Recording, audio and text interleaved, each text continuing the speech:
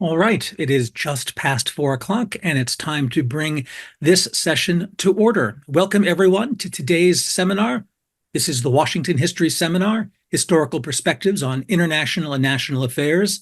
And this afternoon, we are focusing on Erik R. Scott's recent book, Defectors, How the Illicit Flight of Soviet Citizens Built the Borders of the Cold War World, published earlier this year by Oxford University Press. And our discussants this afternoon are Francine Hirsch and Amy Knight.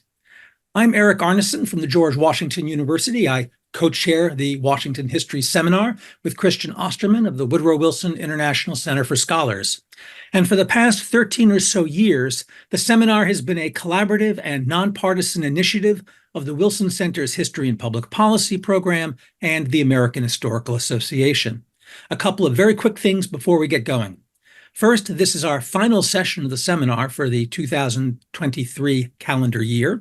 The announcement of our winter-spring 2024 lineup will soon be released, but let me invite you now to our first session of the new season, which will be on Monday, January 22nd at 4 p.m. Eastern Time, when we return to discuss James Cronin's study, Fragile Victory, The Making and Unmaking of the Liberal Order, with discussants Gary Gerstle and Helen Parr. So please mark those calendars. Second, we recognize two people whose hard work behind the scenes make these seminars possible: Pete Bierstecker of the Wilson Center and Rachel Wheatley of the American Historical Association. Third, today's session is being co-sponsored by the Wilson Center's Cold War International History Project and the Kennan Institute. Fourth, on the logistics front, this session is being recorded and can soon be found on our institution's respective websites. And finally, when we get to the question and answer section of the webinar, we ask those of you with questions to use the raise hand function, in which case we can call on you, you unmute, and you pose the question, or the Q&A function on Zoom. We'll call on as many folks as we can. With those preliminaries out of the way, let's get the seminar fully going. Christian, the Zoom screen is yours. Thank you, Erik. I'm very excited about this afternoon's or this evening's panel and about the three wonderful scholars we have with us this afternoon. Let me introduce our first speaker, featured speaker if you want, Erik Scott. He's Associate Professor of History at the University of Kansas, Director of the university's Center for Russian, East European, and Eurasian Studies, and editor of the Russian Review. A scholar of Russian and Soviet history, the Cold War, comparative empires, and global migration. His publications include Familiar Strangers, the Georgian Diaspora and the Evolution of Soviet Empire, published in 2016. An article bordering Transnationalism, Soviet History Across the Globe, in American Historical Review earlier this year. And the hijacking of Aeroflot Flight 244, States and Statelessness in the Late Cold War, published in 2019 in Past and Present. Of course, he's the author of Defectors, How the Illicit Flight of Soviet Citizens Built the Borders of the Cold War World, which he'll discuss this afternoon. We're proud to say that he's also a former Title VIII supported research scholar with the Wilson Center. Erik, welcome back to the Wilson Center, so to speak, at least virtually. Welcome to the Washington History Seminar. The Zoom room is all yours. Thank you so much, Christian, and thank you to Erik and to this wonderful series for giving me the opportunity to present. Just before we started, we were fondly recalling the time that I had at the Wilson Center, and I really valued both the people, the place, the ideas I was exposed to, as well as the opportunity to order as many Library of Congress books as I could get my hands on. So it's just wonderful to be a part of this series. And I'm also really delighted and honored to have both Fran Hirsch and Amy Knight here with us today. These are two scholars whose work has really influenced mine, and my own scholarly trajectory has in some ways followed theirs. My first book, Familiar Strangers, was really indebted both to Fran's Empire of Nations as well as Amy's biography of Lavrenti Beria, as I thought about the multi-ethnic Soviet empire and the prominence of Georgians like Beria within it. And then more recently, Fran's Soviet judgment at Nuremberg and Amy's work on the defector Igor Guzenka really encouraged me to think about Soviet history in a broader, more international and global context as I follow the movement of defectors beyond Soviet borders. And so in the time I have to introduce my book, I want to begin at the beginning with a defector that no one has really heard of, but whose story I think is very significant. And this defector's name was Viktor Oreshkov, who was a young Soviet sailor. And on a summer's day in 1958, as Oreshkov's ship was returning back to the Soviet Union from a voyage abroad, Oreshkov, the young sailor, leapt from his ship's side into the waters of Istanbul's Bosporus Strait and swam to the shore with nothing but the clothes on his back. Oreshkov's initial reception was typical of a Cold War defector. Western press accounts praised what they called his, quote, swim to freedom. A Soviet court responded by charging him with the crime of betrayal of the motherland in the form of flight abroad and sentenced him to death in absentia. The CIA worked closely with Turkish police to verify his identity and interrogate him. After fairly rigorous screening, he was flown to New York to avoid Soviet extradition, provided with financial assistance, and eventually given US citizenship. But as I followed Oreshkov's case first in the Soviet archives and then in the US archives, I was surprised to learn that this was not the end of his story.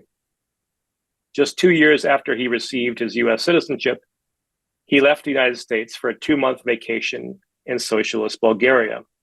The Bulgarian police, alerted to his presence, tracked his movements and reported them back to Moscow. But the Soviets, as well as the Americans, as well as the Bulgarians, all seem to have been surprised when Oreshkov subsequently showed up at the gates of the Soviet embassy in Washington, asking to be taken back to his motherland. Upon his return to Moscow, the sailor went through a second series of interrogations. He told the KGB that his decision to jump the ship was not a political act, but in fact the result of an argument that he had had with the ship's captain about a dog the young man kept on board against regulations. I don't know if the KGB bought this argument, but after putting him through a fairly extensive psychiatric screening, they released him to live near his parents in central Russia, and his death sentence was commuted. And still, this wasn't the end of Viktor Oreshkov. Just 2 years after returning back to the Soviet Union, he popped up again, this time at the US Embassy in Moscow, asking the Americans to take him back. By this point, neither superpower saw him as a desirable migrant, not in terms of intelligence, nor in terms of any propaganda value that he could provide. Soviet authorities seemed eager to be rid of him, and although US Secretary of State Henry Kissinger was highly reluctant to take him back, the Americans finally had to relent because he still had US citizenship. Oreshkov was flown back to New York in April 1975 and resettled quietly out of public view. And after that, he completely disappears from the archival record. In my book, Oreshkov's defection is one of many I traced across the globe over a period of nearly 5 decades. But I chose to begin my talk and this book with this figure because I think his ambivalent qualities, the ambivalent qualities of his story, are in fact representative of the experiences of many defectors in the Cold War. This was not what I expected when I set out to write this book. Defection, as it's often depicted in spy novels or dramatized in films or celebrated in Western news coverage, is typically described as a one-way journey from so-called socialist captivity to the free West. And I think perhaps of this simplistic Cold War framing, it has sometimes been taken for granted as a paradigm by historians. But in following the global journeys of Soviet defectors like Oreshkov over the course of the Cold War and tracing their story through over 20 state and private archives in 5 different countries, I began to uncover a more intriguing history of defectors and of defection. A history that in some ways builds on my first book, which was a study of internal migration and multi-ethnic diaspora within the Soviet Union, but one that follows the movement of Soviet citizens across state lines, in some cases connecting internal migration to external exit. A history that tries to place Soviet migrants in a global context and bring together some rich scholarly strands, including scholarship on the Cold War, decolonization, and international law. As recent studies have emphasized, the Cold War was a time of globalization and decolonization. I argue that it was also in response to both of these two trends, an era in which the superpowers aimed to construct global mobility regimes to manage the rising international flow of people. They did so in a way that suited their ambitions as sprawling global empires that rose even as the old empires of Europe crumbled. One regime, directed by the United States and upheld by its allies, was devoted to managing entry and selectively attracting certain classes of migrants. The other, maintained by the Soviet Union and most other socialist states, was intent on retaining and returning wayward citizens. Both of these mobility regimes were supported by vast legal infrastructures that span the globe. Defection, which I define as unauthorized exit viewed as an ideological choice, most often occurred in the spaces that lay between these two global mobility regimes. In my research, I came to see defection as a joint production, one that was constructed by the criminalization of emigration by socialist states, the strategic encouragement of departure by capitalist states, and the tactics of migrants who sought to navigate with varying degrees of success the era's shifting political and legal terrain. So I think defection needs to be understood as a transnational phenomenon, but one that tested and ultimately reinforced Cold War borders. The global journeys of defectors that I follow in my book brought state power into contested spaces, into displaced persons camps where migrants were identified and sorted after the Second World War, around extraterritorial outposts like Soviet and US embassies, which became places of flight as well as asylum seeking, into the seas where Soviet sailors jumped ship, and into the skies above where defectors hijacked planes to fly abroad. Over time, disputes over defectors helped map out the contours of state sovereignty in a way that generally suited the imperial ambitions of the superpowers. My findings support the notion that Cold War borders were more fluid and less static than previously thought, but my book also suggests that competition for defectors eventually paved the way for tacit collusion between the superpowers, who found common cause in regulating the spaces through which defectors moved. To maintain their authority in the face of post-colonial unrest, the Soviet Union and the US sought to lock newly independent countries into a set of rules governing diplomatic missions, the high seas, and airspaces. And in the end, most states, whether old or new, were threatened by spontaneous and unpredictable forms of migration, which defectors like Aeroflot epitomized. And so each chapter of my book looks at a different type of global border at a time when that border came to the fore of the Cold War. And each chapter foregrounds key individuals, showing how they moved through these border settings, as well as how borders were tightened in their wake. The book's chapters are organized into two main parts: Building Borders, Part 1, and Governing Global Mobility, Part 2. The first part focuses on how the superpowers constructed their respective mobility regimes, sometimes by interaction with one another, and often catalyzed by this contest to attract or restrain defectors. The second part looks at how these two regimes ultimately came together to uphold an international system that privileged states over migrants, strong states over weaker ones, and superpowers above all the rest. In terms of chronology, I begin my story in the aftermath of the Second World War, still to this day the largest instance of migration in Europe's history. I look at how the discourse of defection employed in post-war migrant camps gradually supplanted the notion of displacement. This framing was supported by anti-Soviet emigre organizations and eventually taken up by the US government and its allies. It was also notably skillfully wielded by migrants themselves. According to classified US policy drafted in 1951, defectors had to possess two qualities.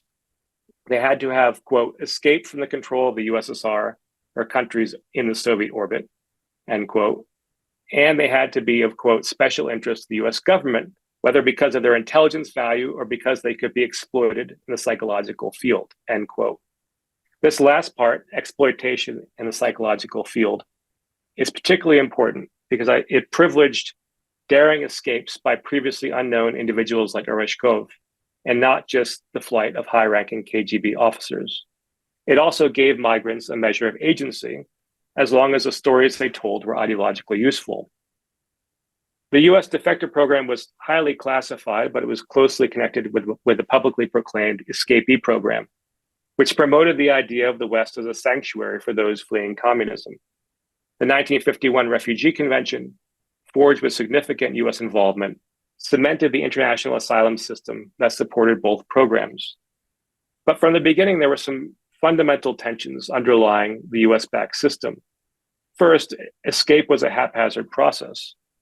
One of the escapee program newsletters I found from 1958 praised socialist citizens who fled across the border by doing things like driving stolen military vehicles, commandeering naval vessels, and even hijacking airplanes at gunpoint. In practice, all of these acts proved highly destabilizing to the emerging infrastructure of globalization. Second, there was no plan really for what to do if the numbers of migrants rose beyond a handful.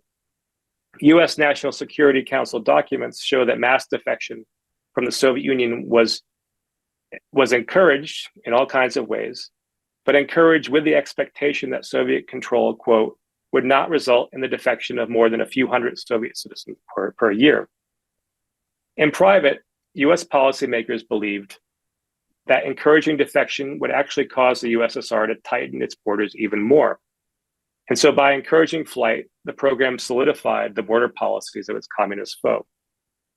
In this sense, the dividing lines of the Cold War were mutually constituted through the competition for defectors. Notably, both the escapee program and the defector program were put into policy without any significant changes to America's restrictive immigration system. The US funded an asylum system that was designed in many ways to keep most migrants outside the US, whether in Europe or move to places like Australia, Canada, and South America. The majority of escapees and defectors did not reach the United States, although defectors had a better chance of reaching American shores than the more general escapee category. And I think perhaps most striking of all, this system really envisioned a process that was supposed to happen in one direction. And it did not anticipate the possibility of return.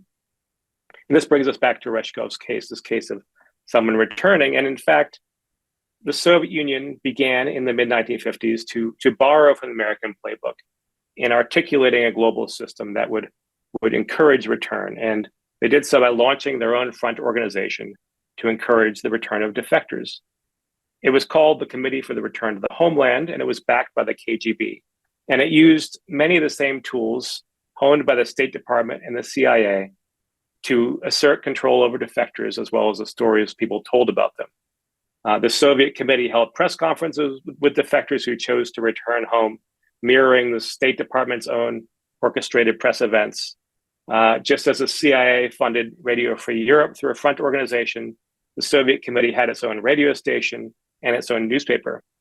This is yet another instance of Cold War borders evolving in dialogue, with the superpowers competing but also borrowing tactics from one another. The book's second half looks at how competition for individual defectors continued throughout the rest of the Cold War, even as the superpowers began to jointly regulate the bordered world that they had built. With the construction of the Berlin Wall in 1961, crossing Cold War Europe became much more difficult. The Soviet Union also stepped up enforcement along its southern border, relying on vast informant networks to prevent defection before it happened. And as a result of this, defection became in many ways more global, with a rise in Soviet citizens fleeing embassies, jumping ship, and hijacking airplanes.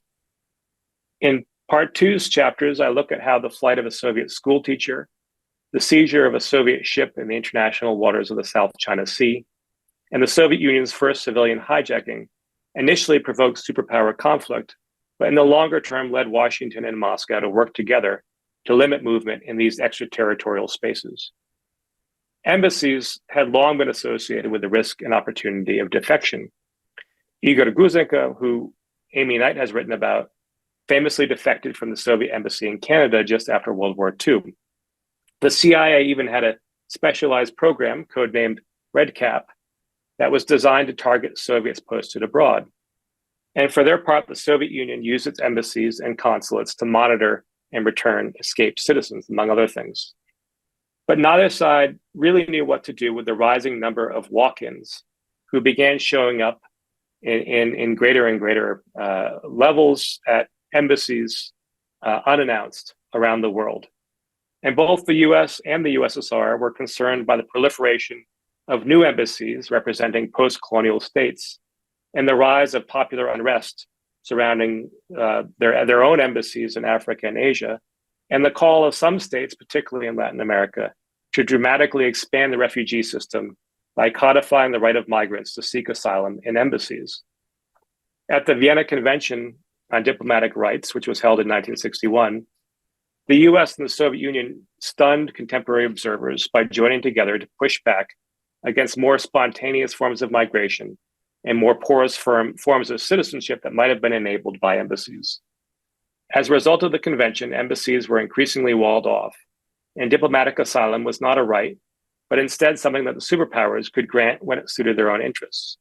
Both sides demonstrated that they were interested in setting the rules for others while picking and choosing their own migrants. The same scenario unfolded on the high seas and in airspaces, where cases of defection generated conflict but ultimately became a means of advancing superpower governance. On the seas, the seizure of a Soviet tanker, the Tuapse, by Taiwanese authorities in the international waters of the South China Sea, and the subsequent defection of much of the ship's crew was certainly a major point of contention. But even as the Soviet spies were dispatched by the United States to return the crew, the Soviet Union and the US reached a series of agreements that carved out superpower exceptions at the UN Convention on the Law of the Sea in Geneva. The Tuapse incident figured into the negotiations. The convention that at once established free navigation for ships like the Tuapse, but it also strengthened the control that flag states had over their crew, in essence helping write the restrictions the Soviet Union hoped to place on its sailors into international law. The book's last chapter looks at the aftermath of the first hijacking of a Soviet civilian aircraft, which occurred in 1970. The hijackers, a Soviet-Lithuanian father and son, cast themselves as ideologically motivated defectors whose desire for freedom justified the violent seizure of a plane and the death of its flight attendant. But the pair, after the hijacking, were essentially stuck in Turkey for years, and the incident spurred the Soviet Union and the US to work together to create an international legal framework that gave no quarter to hijackers like them. Receiving assistance from the Lithuanian diaspora, the father and son were ultimately spirited out of Turkey, first to Vatican City and then to Venezuela. The Americans did not want to take them in, but the pair managed to enter the US illegally. My book talks about their subsequent fates. They lived out the rest of their lives in hiding under assumed names and met a violent end that I write about in the book. And I think their fate arguably arose from this growing sense of isolation that people like them felt as states on opposite sides of the Cold War banded together to prevent unplanned journeys through the skies, as well as all other forms of spontaneous migration through these liminal spaces between states. Although defection all but disappeared with the end of the Cold War, I really think it helped define the borders of our globalized world in some enduring ways. Defection certainly influenced the refugee system we still have today, one that prioritizes migrants with political claims and often routes them through a global system of screening and holding areas that keeps many in the post-colonial world.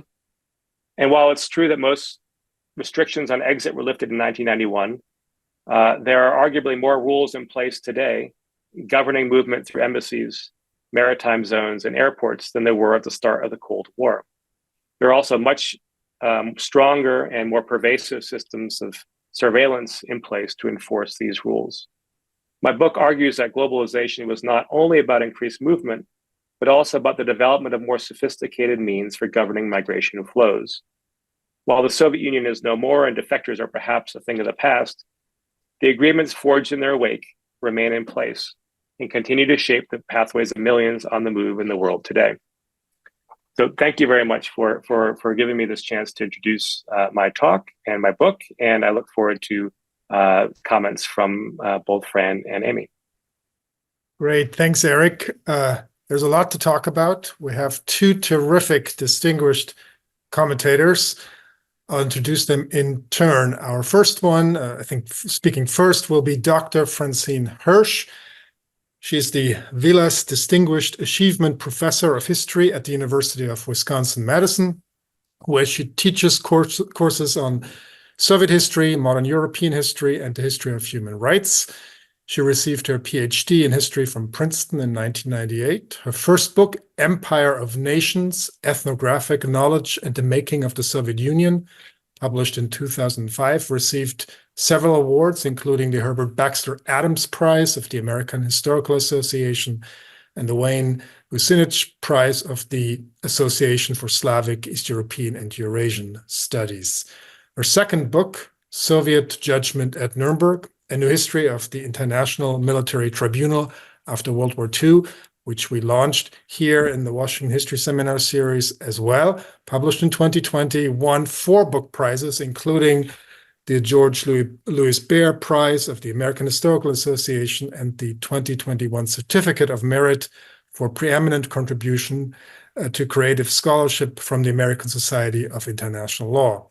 She has published op-eds and thought pieces in the Washington Post, Boston Globe, New Republic, elsewhere. Her new book project investigates the history of Russian-American German entanglement with a focus on economics, science, culture, and diplomacy. She is also a former Wilson Center Scholar with the Kennedy Institute in the History and Public Policy Program, 2005. It's been a long time, Francine. So it's wonderful to have you back to the center, at least virtually. Welcome back to the Washington History Seminar. All yours. Thanks so much, Christian. Thanks to all of you. It's really great to be here today.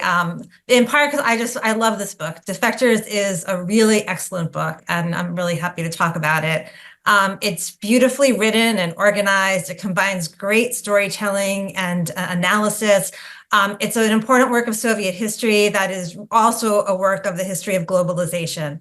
And Erik did a really wonderful job summarizing it. So I kind of highlighted some of the key points, and there's some of them that he brought up. So I'll kind of go through some of them again and then skip through. But I want to say that one of the things that he does is really brilliantly show how the category defector was created jointly by the Soviet Union and the United States through this process of push and pull. And how it couldn't have happened without both of these states and their different systems in opposition kind of going against each other and working together, with the Soviets criminalizing immigration and the American government at the same time encouraging Soviets to flee. And I think he also does a really great job of showing how the term lost its meaning in 1991. There couldn't be a defector anymore after the collapse of the Soviet Union. So there's really so much to talk about with the book. And today I've kind of pulled out 3 themes that really stayed with me after reading it.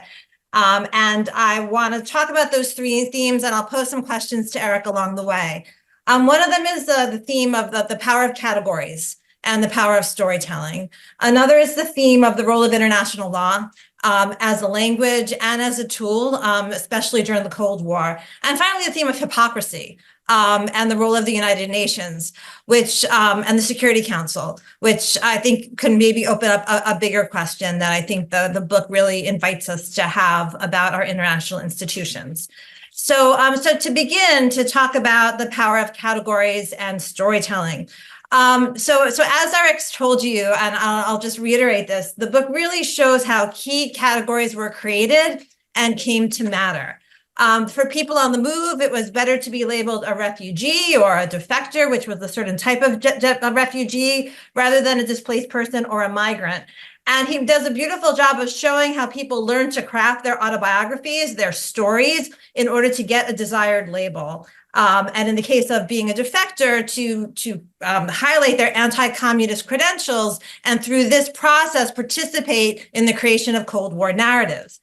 And so some of my questions about this for Erik was that, so you note the parallels, which were really striking between the type of self-presentation that the Stalinist state demanded of its citizens and the type of storytelling that people had to do to be able to navigate the refugee system successfully and to be able to resettle in the West. So I was wondering, is this something that you think of as, is this ironic, or is this kind of like, of course this was the case? Like the fact that people were able to kind of speak Bolshevik, to use the lingo that's out there, why was it that that made it easier to speak refugee, right? Is that something that is just a coincidence, or is there something else at play? And what does that tell us about modern states, or certain types of modern states? Or is it the Soviet Union and the United States in particular? So why is that the case, that there's this parallel? And kind of along those lines, you talk about the agency that defectors have, and I kind of wanted to push you a little bit on this, because do they have agency? I guess they have a certain amount of agency, but again, they're very much forced to identify who they are, given this language that's set out for them, right? And so how much agency do they have? They can't go beyond the bounds of that if they're going to be successful. So that's something that I was thinking about while reading it. Continuing with the theme of stories, you also do a really nice job talking about the stories that states tell, right? How American officials package defector stories for media outlets like Radio Free Europe. And the Soviets, of course, tell their own stories about defection using film as well as trials in absentia. And I was really interested in these trials in absentia, and in particular, the trial in absentia of the hijackers of Aeroflot 244. This trial that was held in the Soviet Union after Turkey turned down the Soviet request for extradition. And you show how the Soviets, they used this trial to publicly accuse the hijackers, these, the would-be defectors, of murder and treason. And so I was curious what your sense is, because you talk about the trial in absentia as something that went along with the films and novellas. Do you think these trials in absentia, how effective were they as propaganda, right? And are they being used mostly as propaganda, or is there a sense that the Soviets really think that they have some kind of legal value, that they can somehow be used to set legal precedents, kind of what's taking place then on show within the Soviet Union? Okay, so that's about stories. So on to my second theme, which is about international law and the language of international law as a tool. And so, as you show, and kind of as we know, that after World War II, international law provides a common language for states on both sides of the Cold War. And I really love the examples that you gave of Soviet lawyers citing Western law journals to support their arguments about diplomatic immunity and other kinds of issues. And as we know as well, the Soviet Union and the United States, they both want to be seen as defenders of human rights.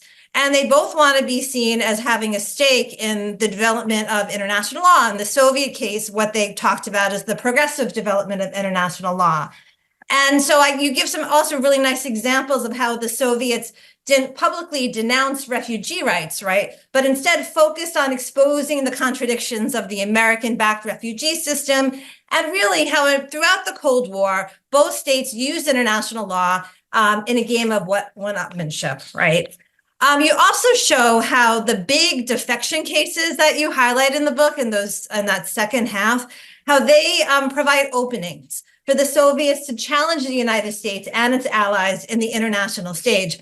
And that was really how I read that Tuapse incident, that chapter of the tanker that was seized by the Kuomintang in 1954. So we have that narrative of whether the Soviets are being encouraged or pressured to defect, right, depending on who's telling the story. And I was really struck by how the Soviets that use international law to challenge Taipei's claim to control the South China Sea, citing Western legal scholars in the process, but also how Soviet diplomats go before the UN General Assembly and denounce the detention of the ship as an act of piracy on the high seas. And it was really striking. You have that great quote by Vyshinsky, Andrei Vyshinsky, who's the Soviet representative in the United Nations, talking about that, this might not be successful, but it's really important for us to do it anyway, right? And the reason that they want to do it is to not just press their case about the South China Sea, but to accuse the United States, which is protecting Chiang Kai-shek's forces, of violating international law. So it's this other case of using the United Nations and the General Assembly to kind of put on a big show of things as well, right? And at the same time, kind of as you talked about in your introduction, you also show how the Soviets and the United States come together to use international law when it's in their joint interest to do so, whether it's for the codification of asylum, to oppose that, right, as a universal legal right, because they don't see that in their interest, or how the Soviets kind of come around after the hijacking of the Aeroflot flight and decide to sign a convention on hijacking that they had rejected before, and to join the International Civic Aviation Organization, and then to work together with the United States to redefine hijacking as an act of terrorism. So after kind of thinking about, on the one hand, these shows in the United Nations, but on the other hand, this kind of work behind the scenes through these international organizations, kind of when it's convenient and in their interest to redefine new international law, I guess I just really wanted to know, like, what in the end, after all of this research and all of this thinking, like, where do you come down on international law? Like, how do you think about it? I know that's a huge question. It's kind of an unfair question to ask, but it's something I think about all the time. And I think it's so important right now, right? Is international law kind of based on the examples that you tell, really, is it just a continuation of politics by other means? Is there something else going on? How should we understand it? And I was also wondering if there were, in your research on international law, if there were any particular archival findings that really surprised or interested you. Because kind of, it seems, I guess, how aware are the various state actors of this drama and the story that they're participating in, right? How aware are they of the ironies and the contradictions that on the one hand, they're using international law to denounce each other, but on the other hand, they're also, as you talk about, like colluding to make things happen. And do they talk about that? Is it a tension, or is it, maybe that's just the way things are? I don't know, but that's, so I was just wanted to know if you could speculate a little bit or talk about that. Then finally, the last theme is hypocrisy, which is related to this other theme, perhaps, and the role of the United Nations, because there is just so much hypocrisy revealed in your book, and much of it on the part of the U.S. government. And none of it's really surprising or shocking, but it still kind of takes one's breath away. I mean, again, just the U.S. Defector program calling for, I mean, you quoted this too, but like this quote stuck with me, encouraging the defection of the maximum possible number of peoples at the same time as U.S. leaders know that mass defection would never occur and have no intention of allowing large numbers of migrants into the United States. And then here we have these refugees who are just pawns of the whole thing, right? And most of them are routed to other countries. I don't know, do you see that as hypocrisy? It just seems like so hypocritical, but maybe that's just politics. And then, of course, there are the other kinds of hypocrisy as well. I mean, and throughout, and this is where we get to these questions about migration and globalization that you pose, and I think are so central to how you're thinking about these questions. You talk about how the US and the Soviet Union used the United Nations and the Security Council to preserve their hegemony over smaller states. And you argue that this has great consequences in an era of decolonization.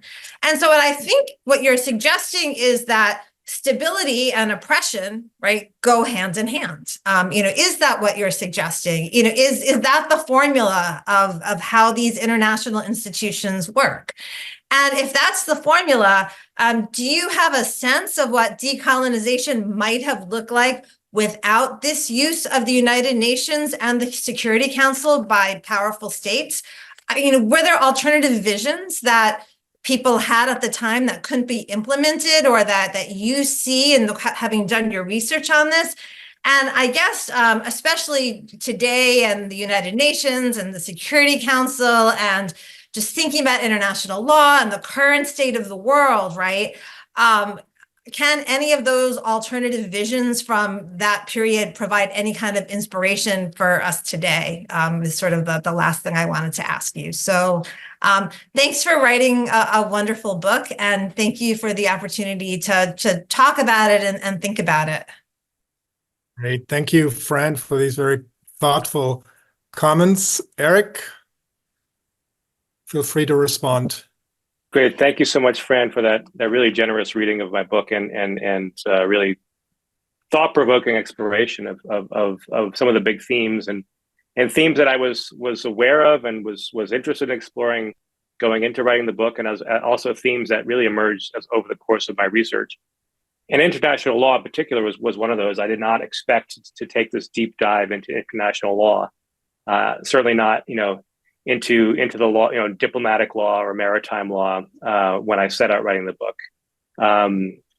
And I could, I really, to do your questions justice, I would need to go on at great length. So I will try to, as best as possible to try to hit on the main points, because I think you really raised some big issues, some issues that I try to answer, some issues that I'm still grappling with in terms of, what international law is really about in practice and in the way it's deployed. So your first questions were about the categories and storytelling, and that was such a huge theme of the book, because defectors were storytellers. They had to be. So this is a place where they did not have agency. They had to tell stories to move through these border areas. And much of what we know about defectors, to the extent we can rely on these sources, comes from memoirs, the stories they told, sometimes ghost-written memoirs, the stories that are told about them.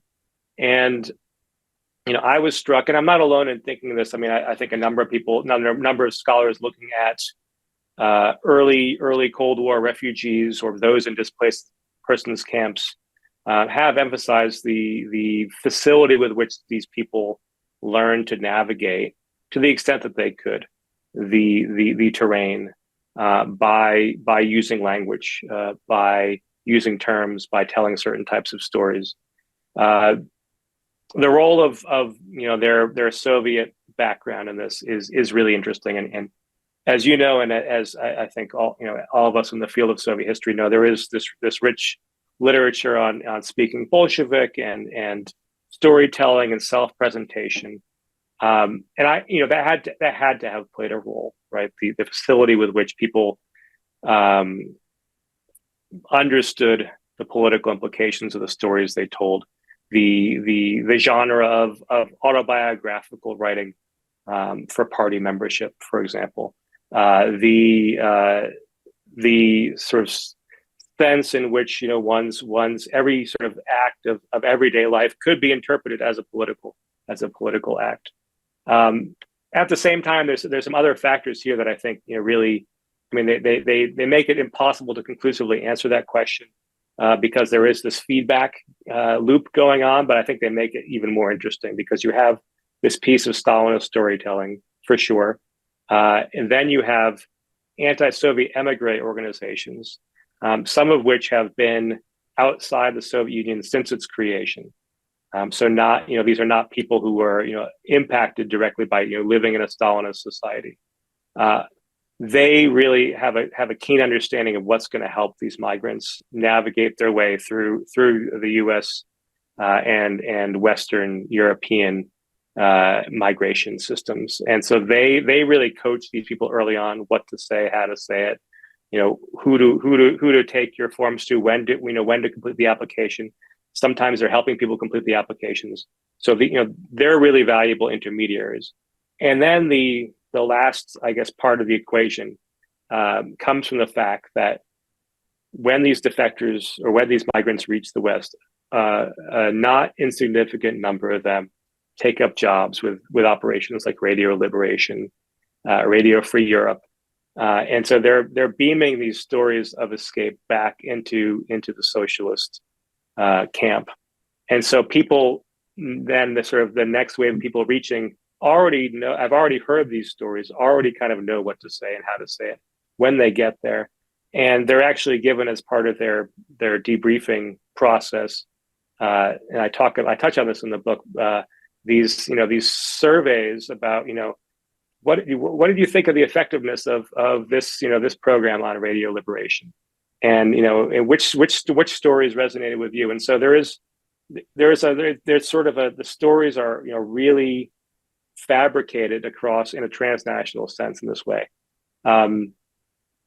And this is perhaps this takes us to the second question about agency, because on the one hand, you can do a reading and say, okay, well, these people were very creative in the stories they told, but the stories had to adhere to a certain script, and the script became really really well worn by the end of the Cold War, and rather consistent. So Viktor Kravchenko, with whom I begin the book, his memoir "I Chose Freedom," I mean, that really sets the mold for almost every memoir that comes after it, and even the hijackers at the end who are not these sort of coming from a highly intellectual background, and maybe haven't even read the book, know the idea of the book, and even it's referenced in their trial. So yes, they have agency to operate within this, but what do they have to give in return? They arguably have to give up some sense of selfhood or some connection to the life they had before. Many reinvent themselves, and there's some forms of reinvention that seem creative and others that seem convenient. They are really hemmed in by this system, and they're not totally dominated by it. And I really want to emphasize that places like displaced persons camps are not, I don't see them as like a place of bare life in which they have no agency or autonomy whatsoever. There's all kinds of things going on, but they're forced to navigate the system that's not of their own making, to tell stories that are not always of their own choosing.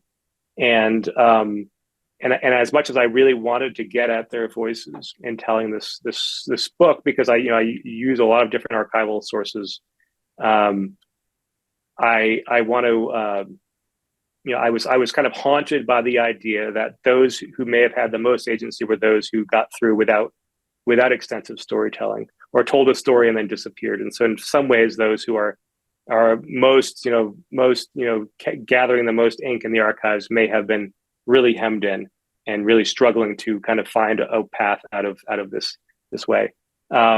Really quickly on international law, I mean, what I find super interesting is I think some of these aspects of international law. I mean, there's a lot of great stuff out there about international law and about the longer term, and more ambitious efforts to try to legislate against war or genocide. What I focused on, might seem a little bit more niche, like maritime law, diplomatic law, airspace law. But I actually found that really, really crucial in shaping people's lives. And I think in some ways, this is really neglected in a way in which international law has a very powerful impact, because I think it's really easy to think of international law as something that it would be a good idea, if it were truly international, if it were truly law. But I think in this case, it's really sticky, and it's really continues to shape the movement of people around the world. And then finally, about hypocrisy. This was something that really did come up. I don't think it was always so cynical. I mean, I think particularly, the way the U.S. government operates and the positionality of people in, say, the National Security Council in the 1950s, the idea that they would think it was their job, or that the U.S. should even comprehensively reform its immigration system, was just completely beyond them. They saw this as an issue to be managed, and they, I think, just assumed that why should the U.S. take all these people? We can find other places for them. And so I don't think it was only cynical. I think it was ideological, and reflected certain ideas of exceptionalism. I think on the Soviet side, there was this belief among diplomats and international lawyers in process and in sort of putting these things through the process. But there was, some cynicism, and where I see cynicism and hypocrisy on both sides is the extent to which both sides emphasized a really dry and cut ideological story about the people who fled or people who returned. But behind the scenes, if you look at the CIA closed journal and the KGB's, higher school of the KGB's training materials, they had a similar assessment of defector motivations. And they both saw them as complicated. They both actually were quite critical of defectors as egotistical personality types, or people with personal issues. And so I think actually there you can see a really clear-cut distinction between what people are saying in public and what people are saying in private. Ironically, both intelligence agencies really saw eye to eye in that regard. So I want to make sure we have time for everyone else. But thank you for all the questions, and I guess we'll shift now to Amy. That's right. It gives me great pleasure to introduce Dr. Amy Knight. She's one of the world's leading scholars of Soviet and Russian politics and especially intelligence. She's the author of 6 books: The KGB, Police and Politics in the Soviet Union, published in 1988. Beria, Stalin's First Lieutenant, already mentioned, published in 1993. Spies Without Cloaks, The KGB's Successors, published by Princeton in 1996. Who Killed Kirov, The Kremlin's Greatest Mystery, by Helen Wang in 1999. How the Cold War Began, the Igor Guzenko affair and the hunt for Soviet spies, already referenced earlier. And Orders to Kill, the Putin regime and political murder, published in 2017. She has written over 30 scholarly articles and has contributed to numerous pieces on Russian politics and history to the New York Review of Books, Times Literary Supplement, The Daily Beast, and so forth. Her articles have been published New York Times, Washington Post, Wilson Quarterly. From 2000 to 2006, she wrote frequently on Russian affairs for the Toronto Globe and Mail. She earned her PhD in Russian politics from the London School of Economics and Political Science. 1977, has taught at LSE, Johns Hopkins SAIS, Carleton University in Ottawa, and also worked, I should say, served for 18 years at the US Library of Congress as a Soviet-Russian affairs specialist.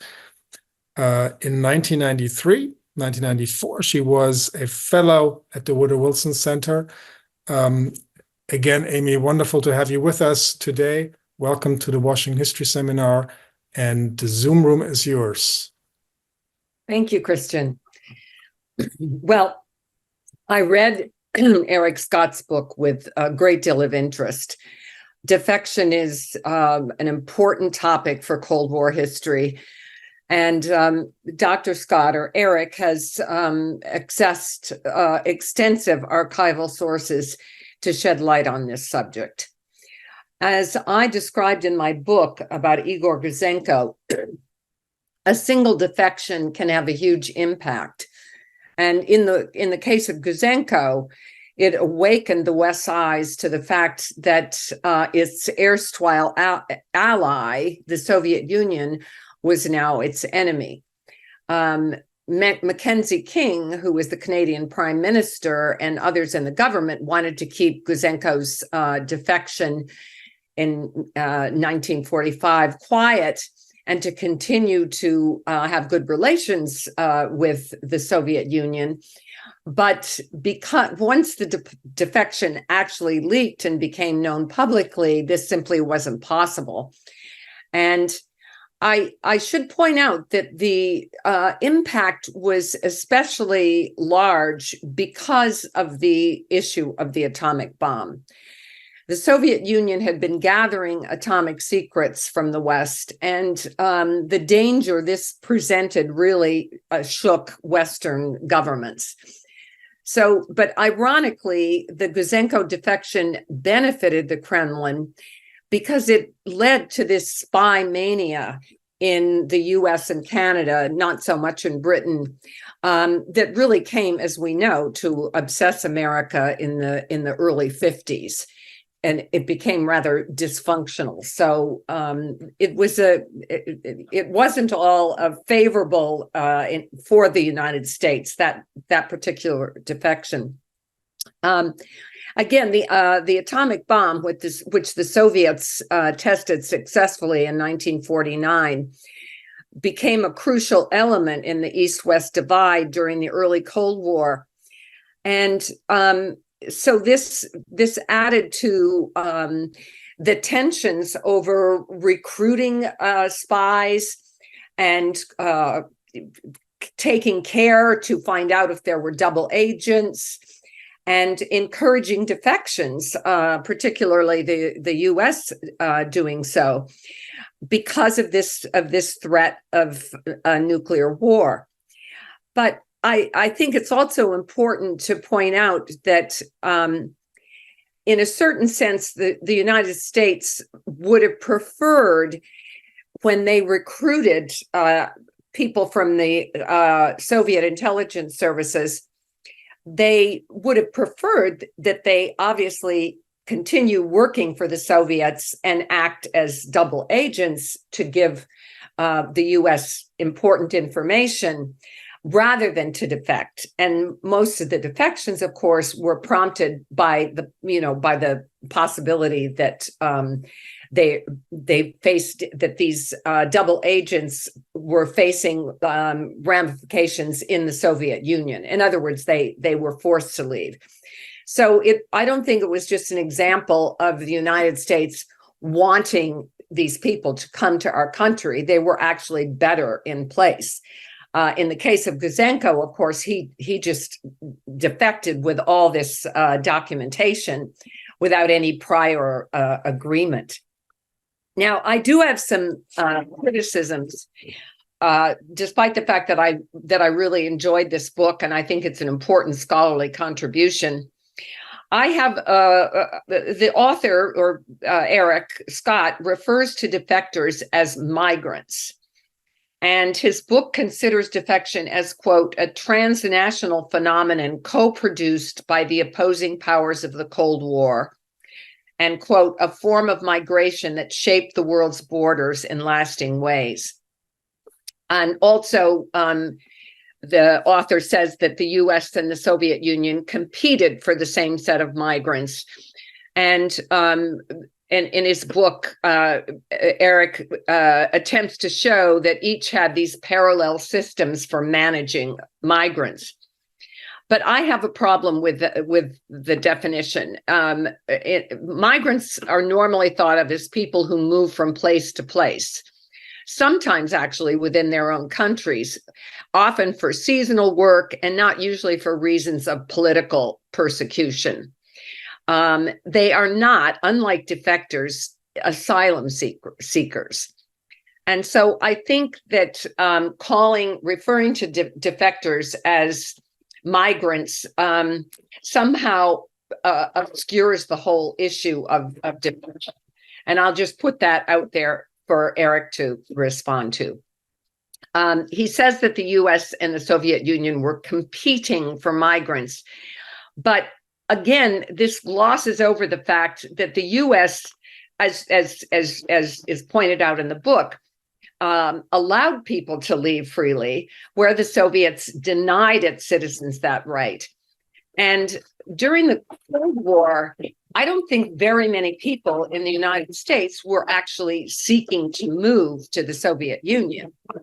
The book says that, quote, the Soviet Union had an established history of restricting exit, but until recently had also been a known haven.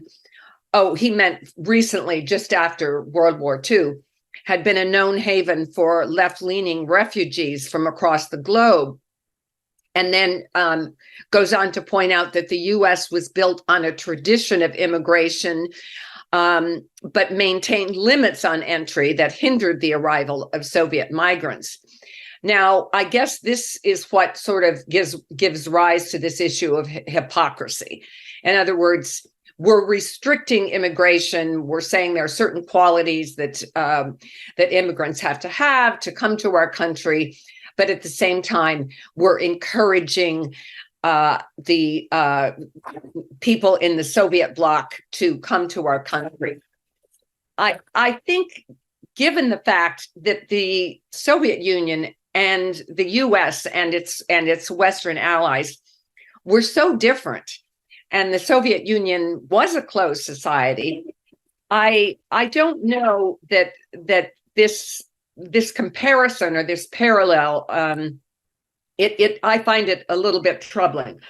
And I'd also like to ask Erik, who, aside from defectors like Anthony Burgess and Donald McLean and Kim Philby, who fled to the Soviet Union to avoid being charged as spies in Great Britain, who were the people who sought refuge in the Soviet Union during the Cold War? I mean, there wasn't any real appeal.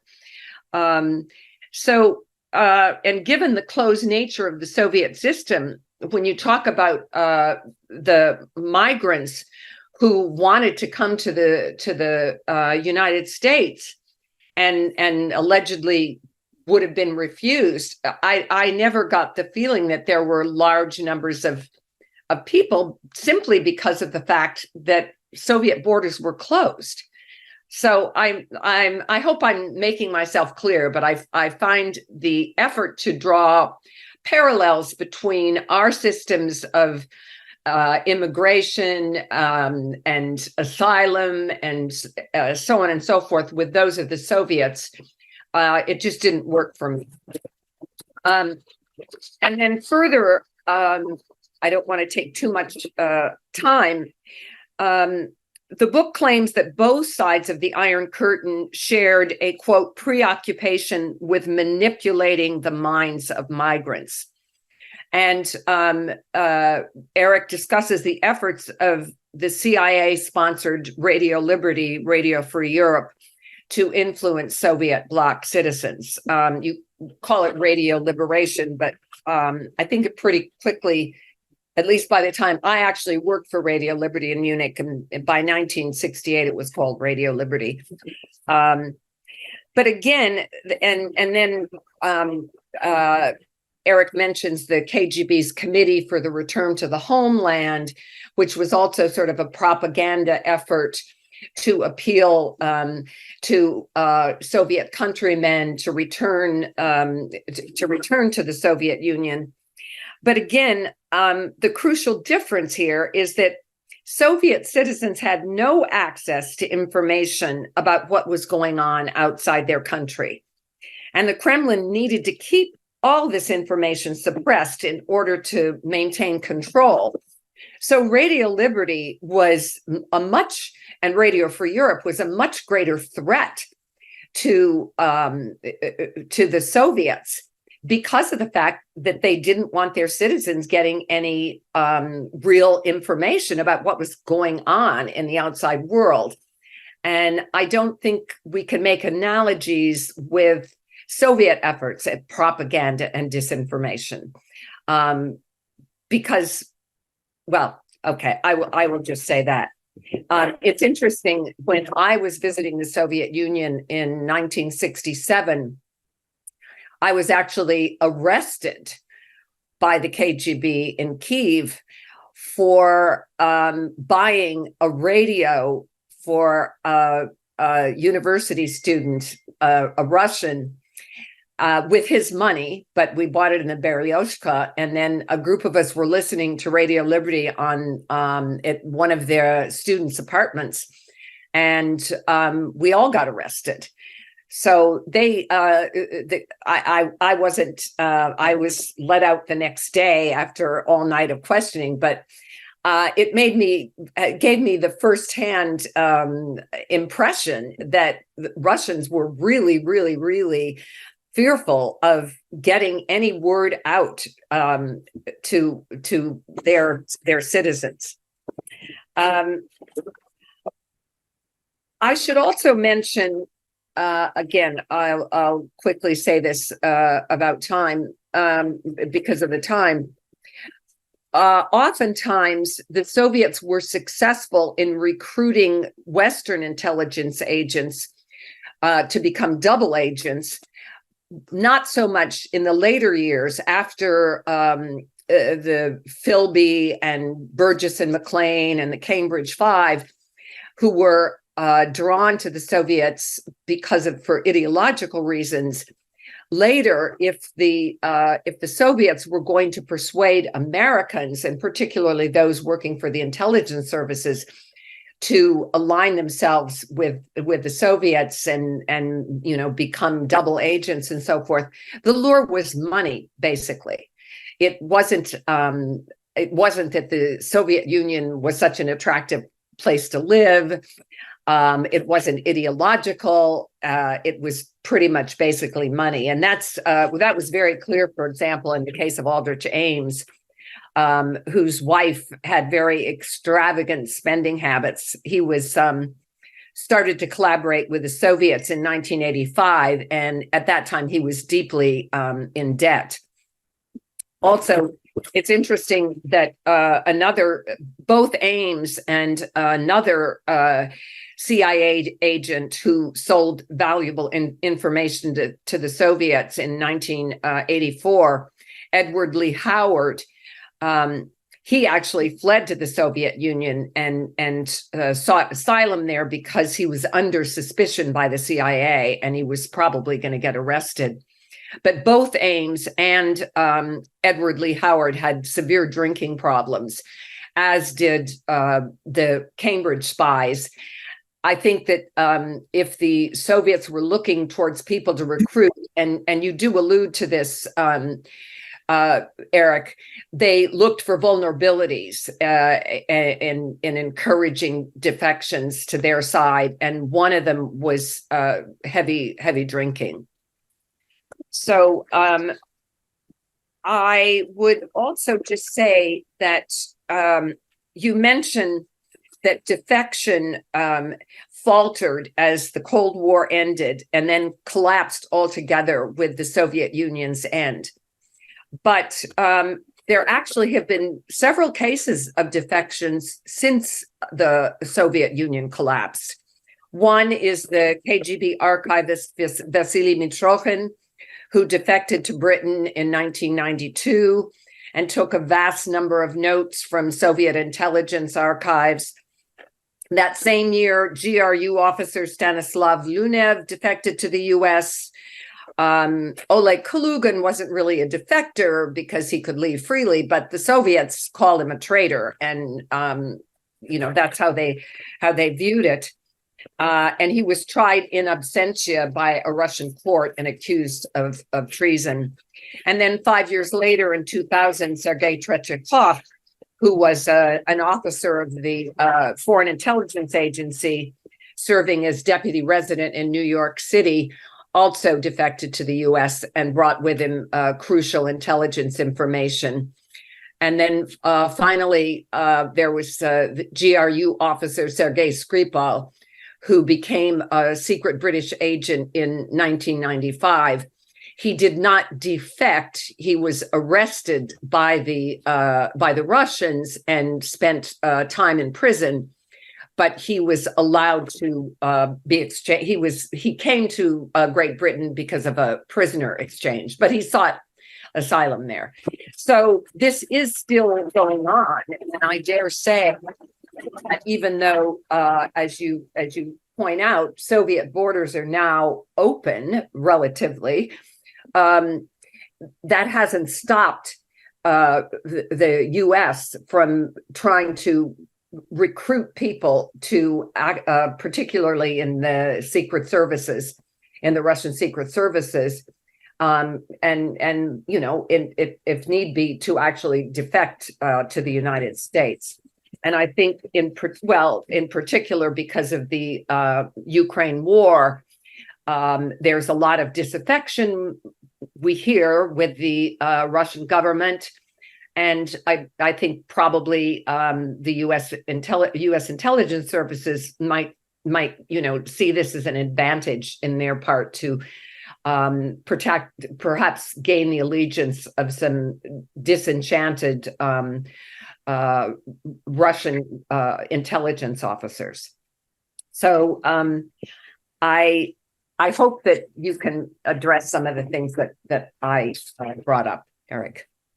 Thanks so much, Amy, for your, I think, very good and provocative questions. Erik, over to you. Lots on the table now. We do have a large audience and want to bring some of our audience members into the conversation as well. So if you can be succinct in your responses to Dr. Knight's questions, and then we can also bring in the audience. Yep. Sure, I'll try to be as succinct as possible. Those are some really, really thought-provoking questions, and I appreciate your perspective as someone who's coming at this from an intelligence history background and having worked for Radio Free Europe and Radio Liberty.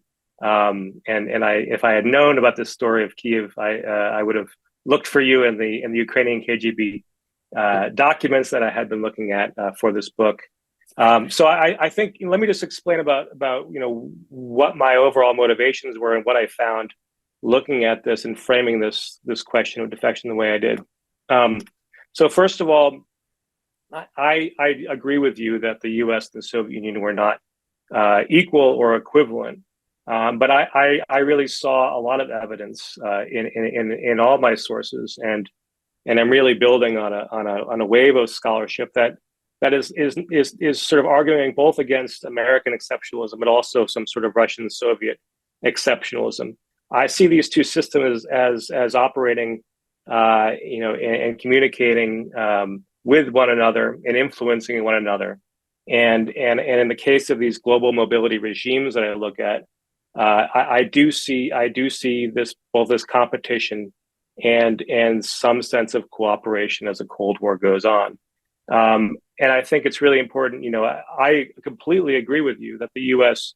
Was not limiting exit, and I think this is a really, in any sort of meaningful sense. And I think this is a really important distinction. And when I talk about how these are two different regimes, and the Soviet system is really designed to primarily limit exit. And I see this as a relatively new thing in the broader Soviet history. If we look at the term defection or defector in Russian, перебежчик, the materials I read from the 1930s, when they're talking about перебежчики, they're talking about people infiltrating the Soviet Union. There was a real concern with spies sneaking into the Soviet Union in the 1930s. That obviously continues, but there's a post-World War II shift to concern about, перебежчики potentially leaving. And I think, this is significant. And I also think when we think about defection, we need to think about whose definition we readily accept. And I struggled a lot in the book about how to define defection. And one of the things I was really struck with is that there's not even really consensus about what defection means. Inside the U.S. I mean, I look at the hearings that were held in Congress towards the end of the Cold War on defection, and there's not agreement in those hearings about who's included as a defector and who's not included. And the U.S. guidance, the U.S. intelligence community's definition and guidance was classified. And so rather than simply accepting the intelligence's definition, cut and dry, I really look at how the term was used, how it was inhabited, how it was deployed over the course of the Cold War. And I've mapped out its frequency in a number of different languages, not only English, but also Russian and the languages of the former Soviet Union and Eastern Europe. You see this huge spike right after the Second World War, and I agree that Guzenko's defection plays a role in that, and then a dramatic decline after 1991. And I think this is really just what makes it distinct to the Cold War period.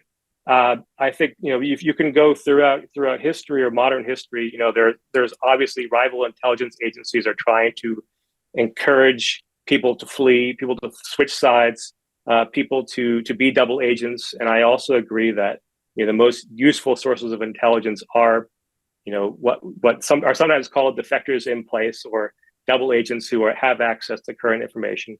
But this term was used in a lot of other ways and much more broadly to describe many more people in the course of the Cold War. And this is what I think is significant, is how larger numbers of people were classified as defectors, moved through various systems of migration. And I use migration and migrants as the most politically neutral terms to describe people on the move.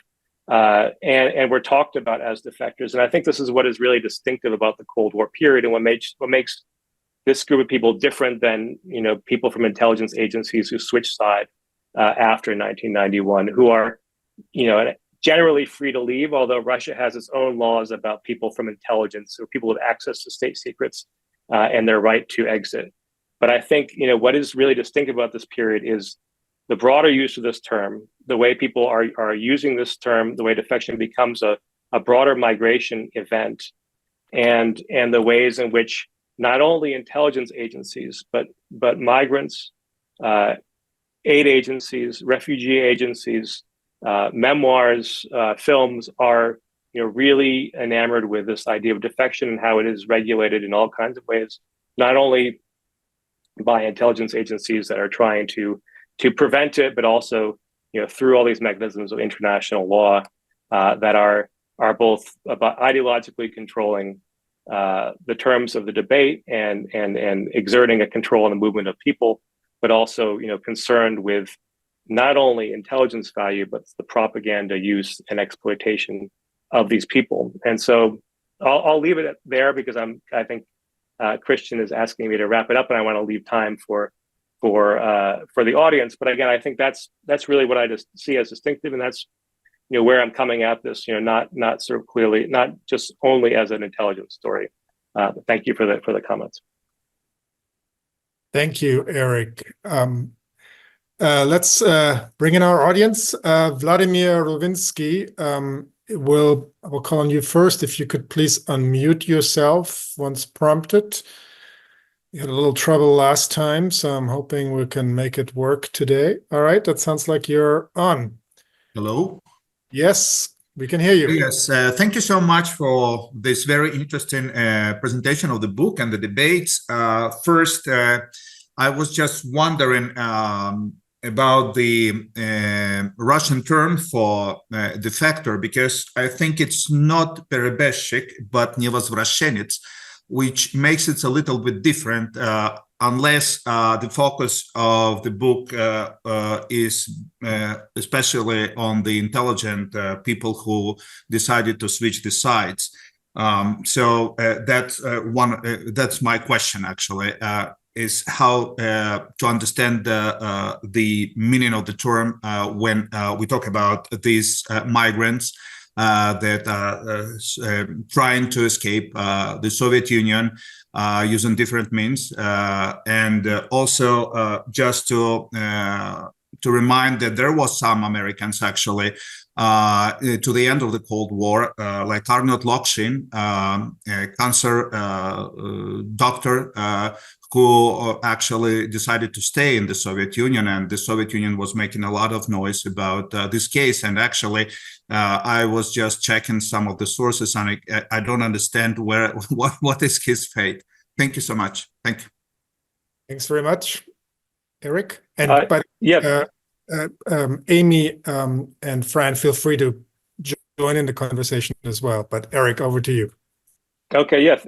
Thank you, Vladimir. So in chapter 1 of my book, I talk a lot about these different definitions, and I agree there's some just shades of meaning that are different in the Russian context and the Soviet context. There's actually three terms that are used to talk about what is broadly known as defectors in a Soviet context. So перебежчик is sometimes used, and again, I noted that the sort of the shift in the use of the term in the Cold War, where it is increasingly used to describe the people who flee, and the etymology of the term and the way that defector is translated in other contexts, including French and a number of other languages, sort of speaks to this перебежчик, someone who's crosses over by fleeing. But the other important terms, as you mentioned, невозвращенец, non-returner. This is a really important term, and I think really speaks to the Soviet criminalization of exit, where non-return was considered a crime, and even more serious in its criminal significance is the legal term as well as the popular term, изменник, traitor. And there was a particular category of изменник, which was измена в форме бегства за границу, so treason in the form of flight abroad. And I think this really speaks again to this particular Soviet and a broader socialist system in which movement, unauthorized movement beyond borders is criminalized. And I think this is really key to understanding defection. So I talk about all three terms, and I think it's really important to look at those shades of meaning. But again, all link unauthorized movement with ideological choice. And I think that's what's really significant for my book. Thank you. Let me call on James Banner. Thank you, Christian. Professor Scott, I'll ask a question as briefly as I can. It was all very interesting to me, and I'm not a student of the Cold War. I lived through it. But the Cold War is the time receptacle of your analysis of defection, migration, statelessness, the law, and so on. What difference did all of this have to the outcome of the Cold War? Now, encapsulated in that question, of course, is a counterfactual. Namely, if you take your story out of the larger history of the Cold War years, did what you have related and evaluated and studied make any difference to the end? Thank you. Yes, thank you, James. So yeah, I mean, historians are always wary of counterfactual questions, but I think what you're getting at is an important point. And this is what I talk about in my book. I don't see defection as necessarily precipitating the collapse of the Soviet Union. I do think it certainly had an impact on the Cold War, and Amy Knight's book on Igor Gusenko talks about the importance of that episode. I talk about other early Cold War defectors like Viktor Kravchenko, who really are important to the competition, to the conflict, to the way it's understood. But what I actually found in the book, as I followed this evolution of defection and the evolution of the rules governing the movement of people, and the continued Soviet restriction on exit, which was really, I think, quite striking. And there was some easing of those exit restrictions towards the end, but it generally continued to criminalize mass departure. What I found is that it was, in fact, largely compatible with the emerging system of globalization. In that, and this goes back to some of Fran's questions about international law and decolonization. That there was sort of advancing movement of global capital, movement of authorized Soviet travelers, specialists, athletes, experts. This was all accelerating even as limits on exit and these sort of limits on migration control remained in place, and in some ways were extended into these new areas.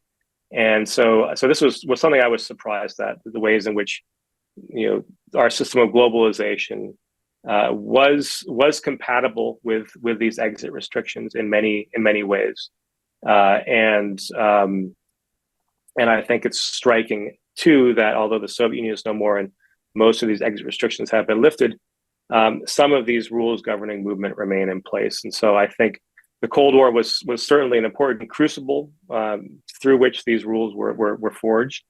But I think it did not necessarily spell the end of the Soviet Union that they criminalized exit. Thank you. I'd like to call on Sumava Basu. Hopefully I'm pronouncing that halfway correctly.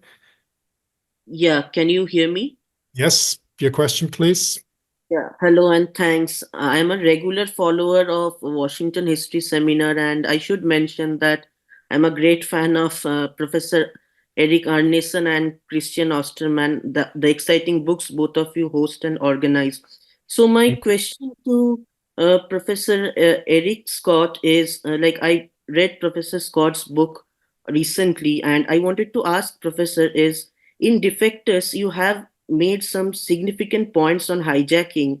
You mentioned how Cold War 1970s shaped international laws on aviation and hijacking. While this might be true for Atlantic countries, I believe laws and awareness in regards to international aviation laws and specifically hijacking came a bit later, like my own country, India, in 2005, long after the conventions in Tokyo and Hague.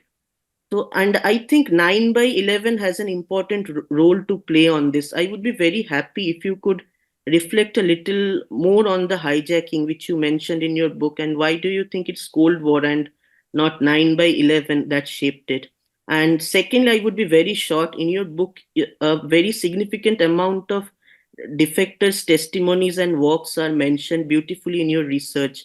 While it's very common to use testimonials in genocide and Holocaust studies, and even in refugee studies, which is one of your another research area, why do you think is the defectors and spy testimonies also, or their works, not that sufficiently used in Cold War research? Do you think these should be considered important part of Cold War historiography or the Cold War studies? I would like to know your views and instructions on this. As a student of Cold War studies myself, this would be valuable. So your insight. Thank you very much. Erik? Yeah, those are great questions, and I think there's certainly a longer history of hijacking. The hijacking I'm looking at is hijacking as a form of movement, right? To cross Cold War borders, and in fact, until the hijacking I look at in 1970s, the most common hijacking path was actually from the U.S. to Cuba. So it was disenchanted Americans going to Cuba by hijacking, but it did proliferate across the world.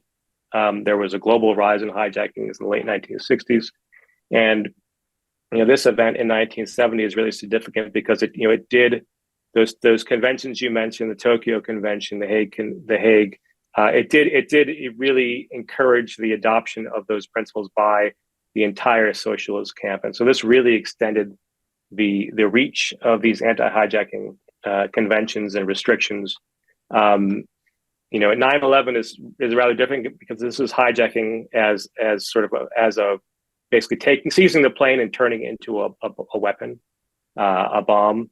And this is a rather different form of hijacking than what you saw in the 60s and 70s, which was primarily about either as a hostage taking or about getting somewhere one otherwise legally could not. And in terms of your second question about the role of the defector testimonies and memoirs, so actually I think there's two things I'll point out. First, the accounts of people who fled the Soviet Union were actually critical to the foundation of American in Western Sovietology. So projects like the Harvard Project on the Soviet Social System, interviews with displaced persons, these became really foundational for how people in the West understood the Soviet Union, and this was sort of seen as a way of getting beyond the Soviet official press. Obviously, Soviet archives were not accessible at that time, so I think to that extent they played a really important role.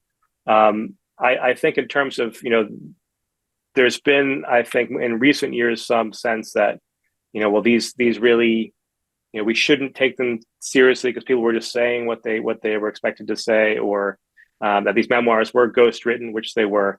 And what I'm interested in is looking at them not only or not merely as an expression of how things were in the Soviet Union, right? So understanding the Soviet social system, but in these as a form of storytelling and how this was deployed and how these stories were shaped across borders and how these stories help people move across borders. So this is the perspective I'm coming at it from. Thanks. Thank you. We're quickly running out of time. Stephen Shore, can I call on you for a very short question? Yes, a very brief question. Two names that no one has mentioned are Shevchenko and Yurchenko. Does your book shed any new information on them? Thank you. Yes, so I talk more about Yurchenko than Shevchenko, but they're both in the book, and there's some really important stuff out there about them. Shevchenko also, to the point of the last question, wrote a memoir and was an extremely high-profile defector toward the Cold War end. And I think this is, what's interesting about his case is that this was, sort of the 80s were seen as a time when defection would really expand and rise, and this was a really high-profile case. And what was striking is how a lot of this framework and a lot of the interest, not so much, I mean, certainly in high-ranking officials, the interest continued. But, sort of interest in people like Viktor Oreshkov, who was classified as a defector, but a more everyday non-elite person, really collapsed after 1991. And Yurchenko's case I talk about as, someone who's sort of caught in limbo in this movement from east to west. Thank you very much. I'm afraid we have more questions than we can handle tonight. We usually like to bring this session to an end at 5:30 or 11:30 p.m. my time. So we will do that tonight with thanks to Erik, to Amy, and to Fran for a really wonderful conversation, to our audience for joining us, trying to join us. And with thanks to Erik, back to you, Erik, for final words. And thank you, Christian. Just want to say, we, as I mentioned at the outset, this is our final seminar of the fall season.